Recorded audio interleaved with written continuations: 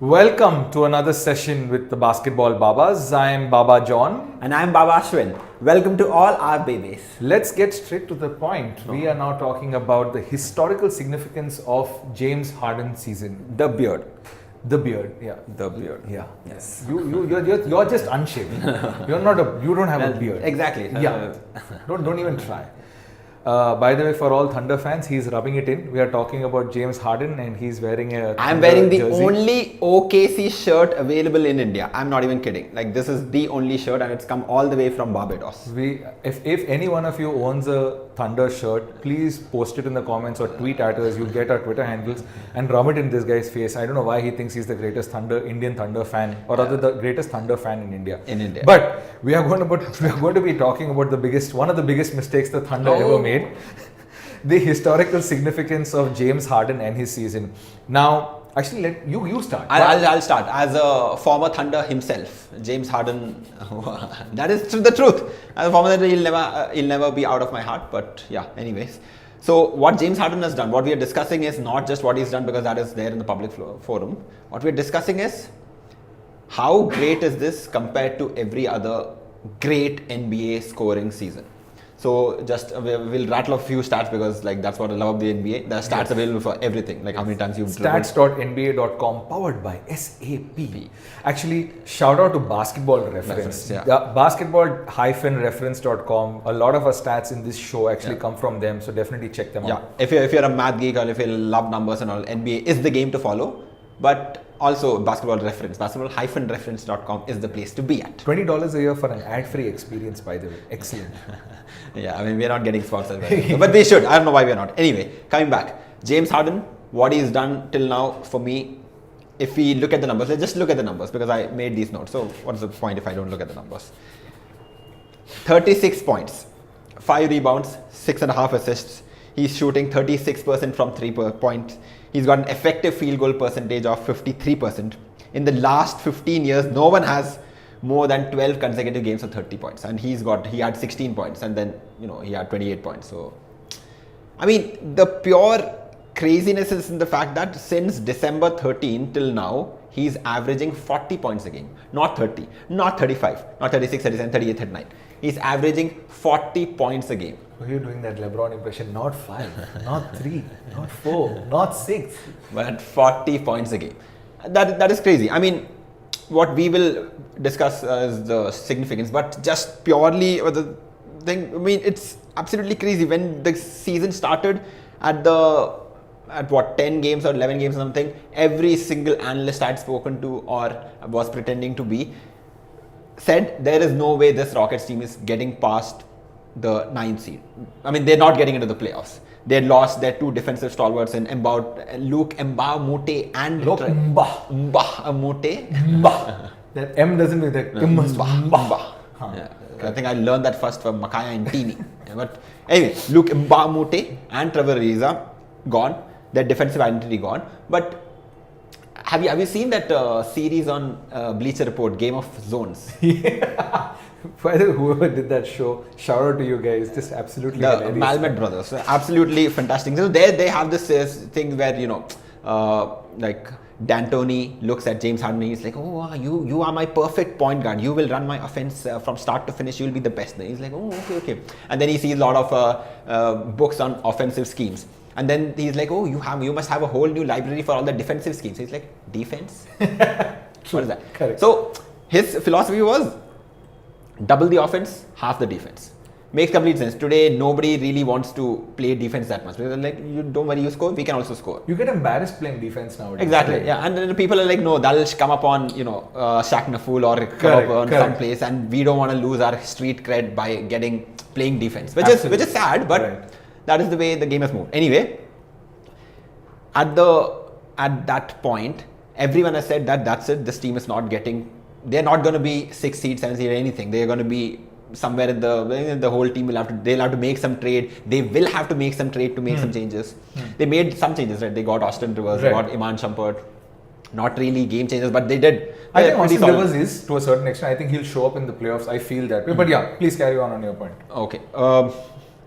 So what has happened is from that position, which was 12th in the Western Conference. And the Western Conference, the main problem is that if you go on a little bit of losing streak, it is very difficult to come back.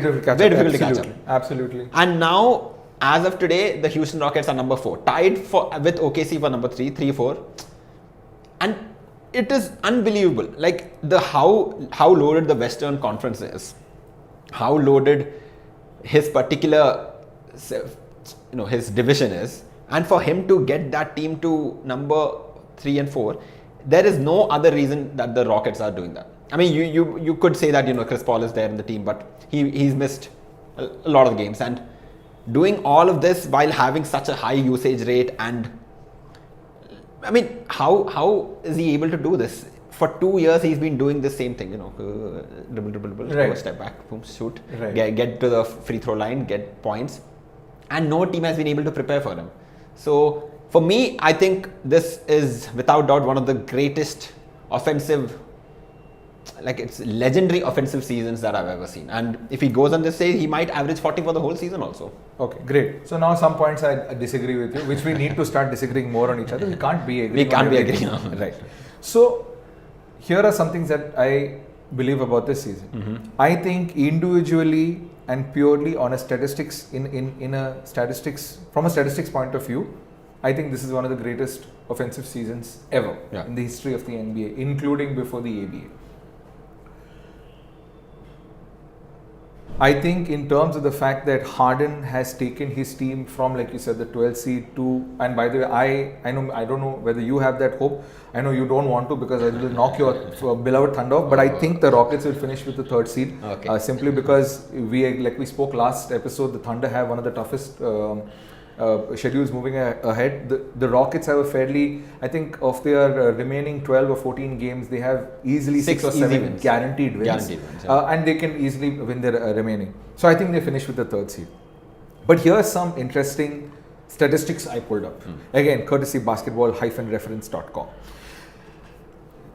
If you take the NBA from after the NBA-ABA merger, right, from 76 onwards, only 4 times has any player come close to to scoring the kind of points that Harden has done, right?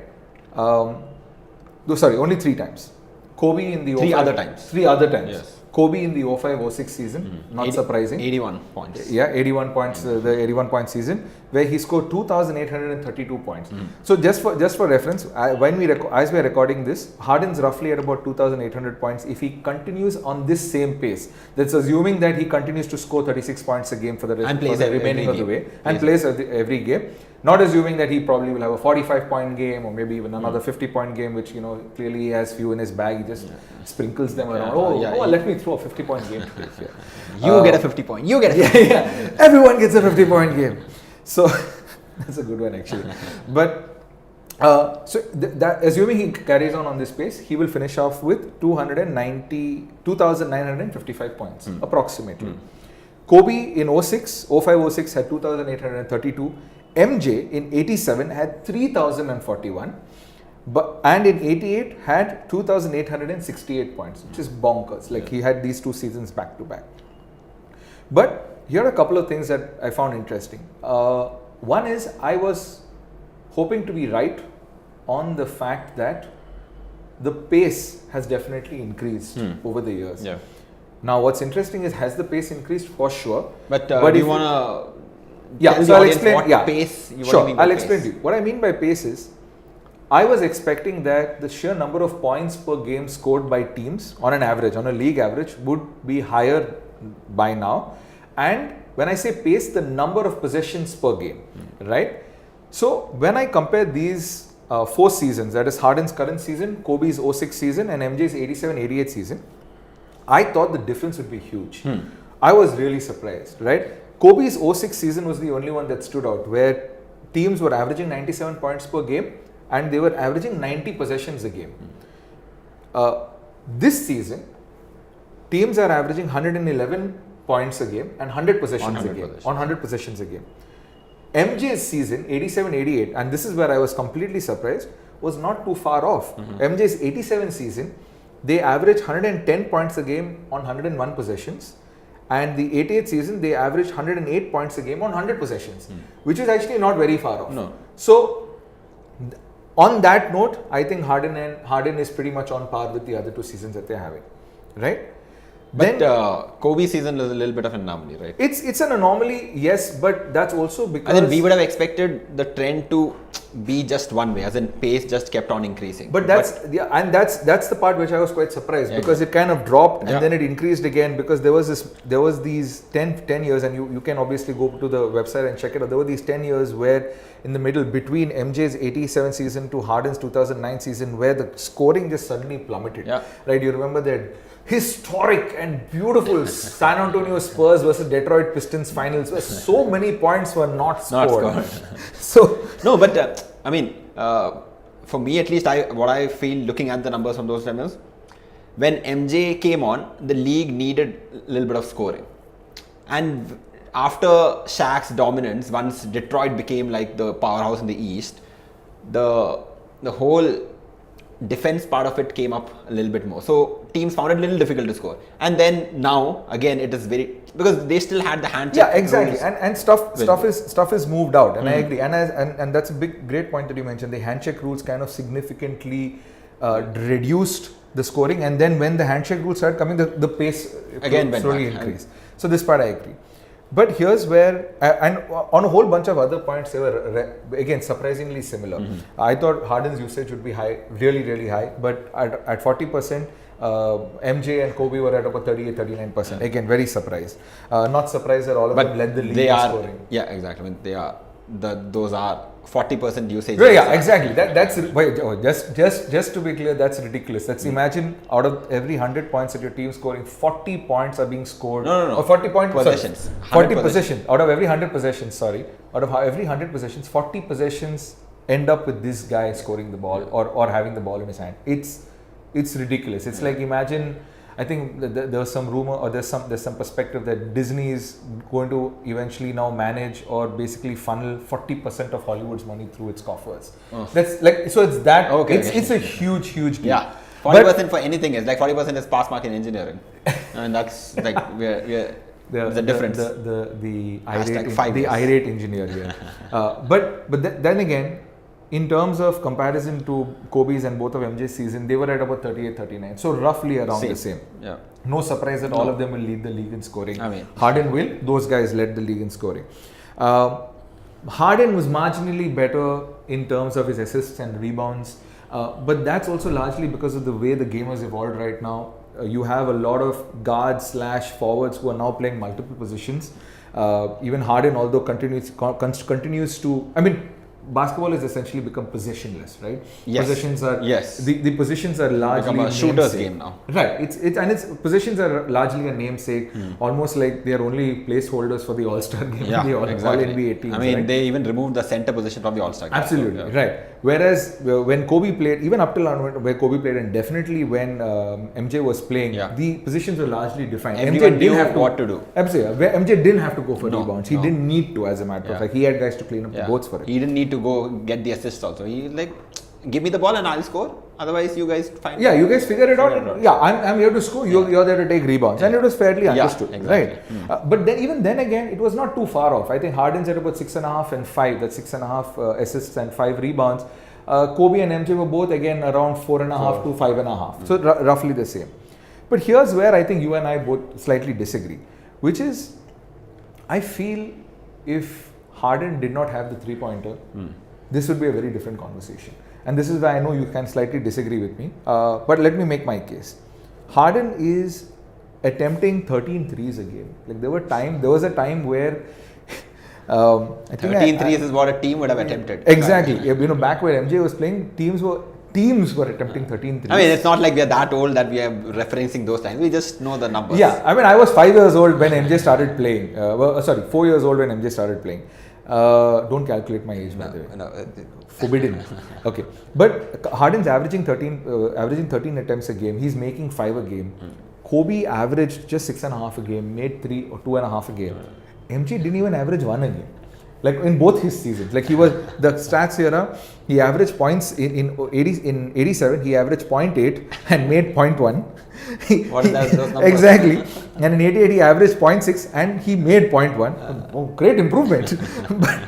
but the fact of the matter is that I feel, yes, I mean, you account for evolution of the game and so on and so forth. But I feel like if the 3-pointer was not there, you and I are having a very different conversation. There's absolutely no doubt. And like you mentioned here, in 2 years, people have just not figured out a way to guard him in his step back.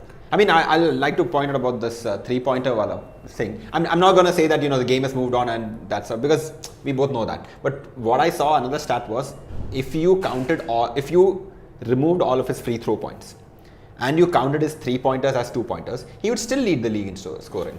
And that is where... In a league, at a time when offense is all. Right. Like, it's easy to score. People can just score. Right.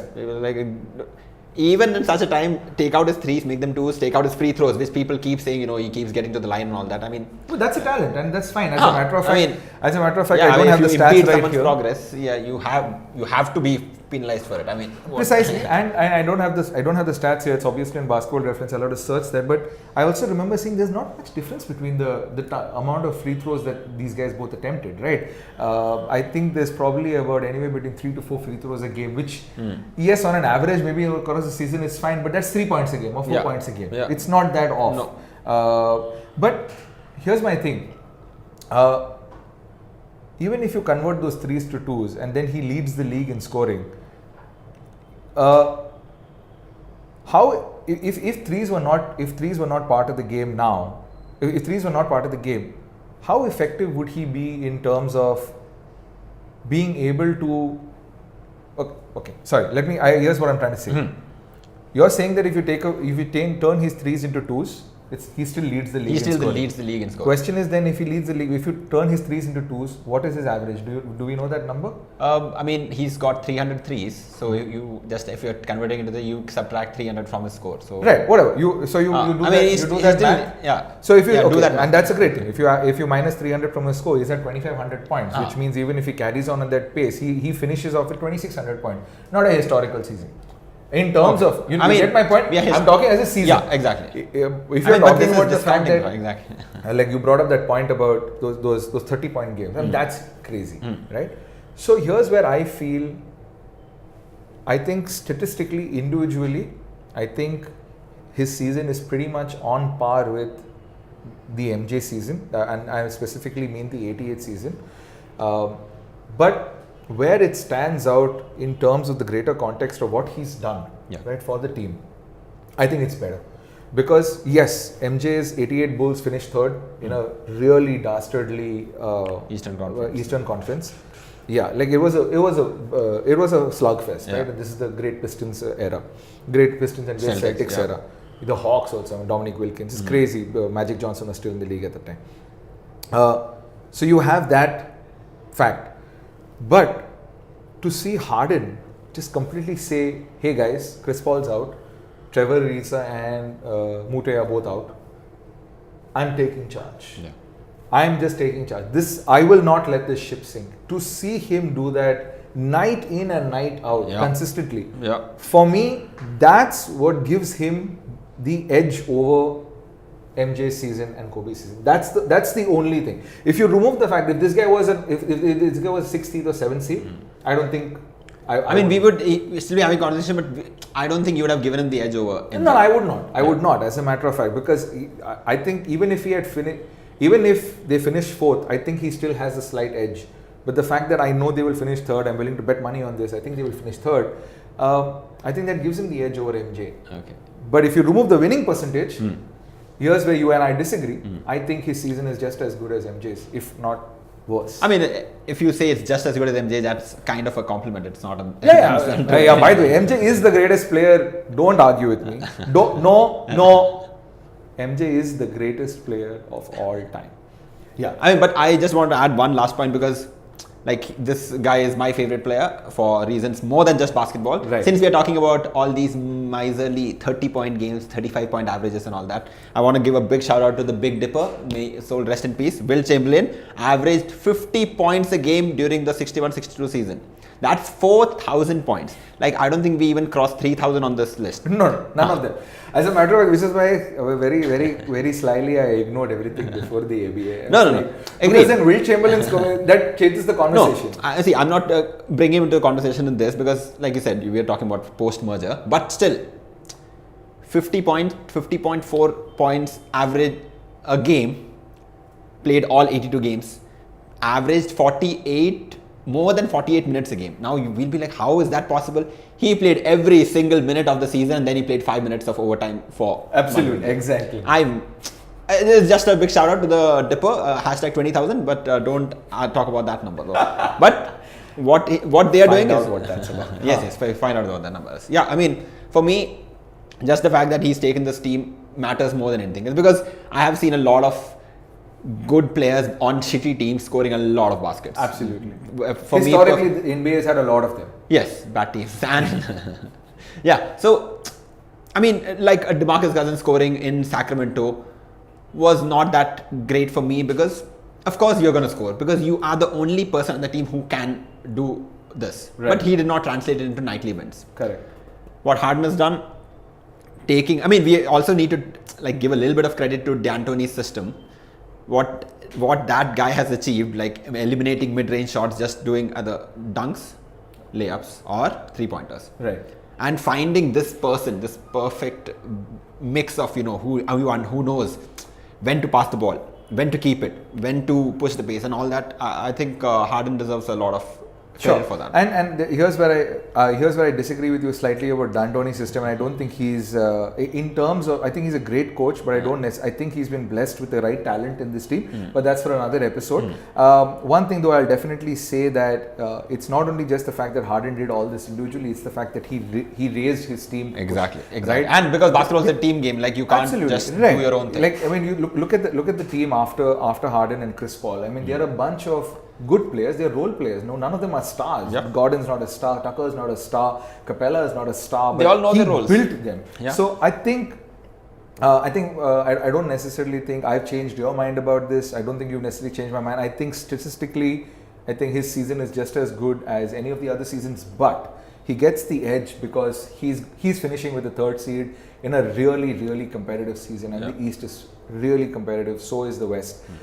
So. Great stuff, Harden. If you like what you're seeing in this episode, both of us love trolls, by the way. Yes. You can just go ahead and fire away at us in the comments. Our Twitter handles are going to be shown to you in a minute. In the description. In the description. Definitely subscribe to this channel if you want to see more of this, and tell us what you want to hear more about the NBA. You want to hear us discuss. Ashwin will take all the suggestions. He'll read all the emails. I don't. I'm too busy. I'm the boss here. I'm not busy at all. Please send them all. Yeah, I mean this is what engineers do in India. As a matter of fact, they read emails from commenters. But thanks for watching this episode. Catch us next week, where we will be discussing another very sad story. It's not sad at all. It's not sad. It'll be sad. You will see it is not sad. He's laughing now. You wait for the next episode. Thanks for watching. Don't forget to subscribe and definitely tweet at us and leave a comment. Yes. Cheers.